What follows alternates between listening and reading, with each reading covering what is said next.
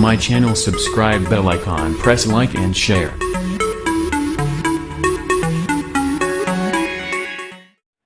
अस्सलाम वालेकुम दोस्तों, कैसे हो? मुझे उम्मीद है कि आप सभी सही होंगे। और आज जो हम अपडेट के बारे में बात करने वाले हैं वो कुवैत के बारे में बात करने वाले हैं। अगर आप कुवैत की खबरों से पल पल के लिए अपडेट रहना चाहते हैं तो ज़रूर इस वीडियो को पूरा देखें और पूरी इन्फॉर्मेशन लें, क्योंकि इसमें मैं आपको काफ़ी ज़्यादा इंपॉर्टेंट जो है इन्फॉर्मेशन देने वाला हूँ।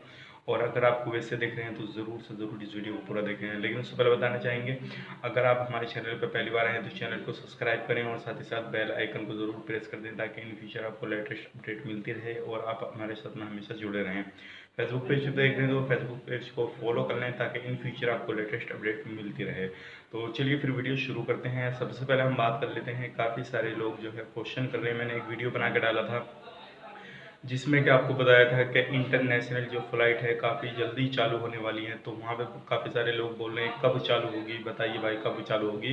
तो काफ़ी सारे लोगों को क्वेश्चन आ गए। तो सबसे पहले मैं आपको बता देता हूँ, अभी कोई भी डेट जो है वो ओपन नहीं की गई है। जैसे ही डेट आ जाती है तो तुरंत इंशाल्लाह मैं आपको वीडियो बना के इन्फॉर्मेशन दे दूँगा। आप हमारे साथ में जुड़े रहें, पूरी इन्फॉर्मेशन आपको मिलती रहेगी। और अगली खबर ये है कि जैसे आप कुवैत में ड्राइवरिंग का काम करते हैं या ड्राइवर हैं किसी भी तरह से, तो अभी न्यू अपडेट ये आया है। पहले क्या होता था, 1 साल के बाद में रिन्यूअल आपको लाइसेंस कराना होता था।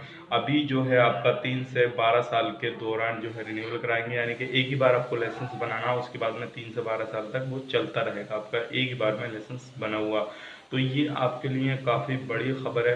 और दूसरी खबर ये है, जैसे कि आपको मालूम है, जो इल्लीगल लोग हैं वो लोग बोल रहे थे कि हम कर्फ्यू के दौरान किस तरह से वहाँ पे जाएं, जो फरवनिया में और जलेवाल सूरत में जो काम चल रहा है उस जगह पे किस तरह से जाएं। तो मैं आपको बता देता हूँ। और काफ़ी सारे लोग ये भी बोल रहे हैं कि हमारे पास में पासपोर्ट है, आईडी है, फिर भी हमें फॉर्म भरना पड़ेगा या नहीं भरना पड़ेगा।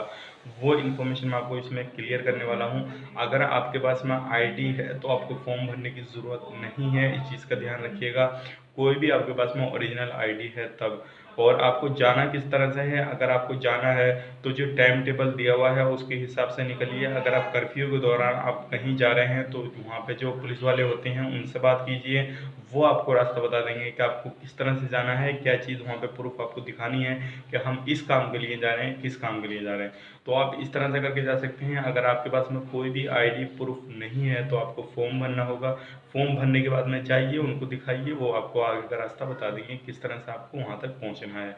क्योंकि कर्फ्यू के दौरान जब कर्फ्यू हट जाएगा तो उसके बाद में आपको जाना पड़ेगा। लेकिन हो सकता है ये कर्फ्यू आगे बढ़ जाए तो उसके दौरान आपको उनसे ही सलाह लेनी पड़ेगी कि हम किस तरह से वहाँ तक जा सकते हैं। हम इलीगल है, हमारा जो काम है वहाँ पे जाने के बाद में होएगा।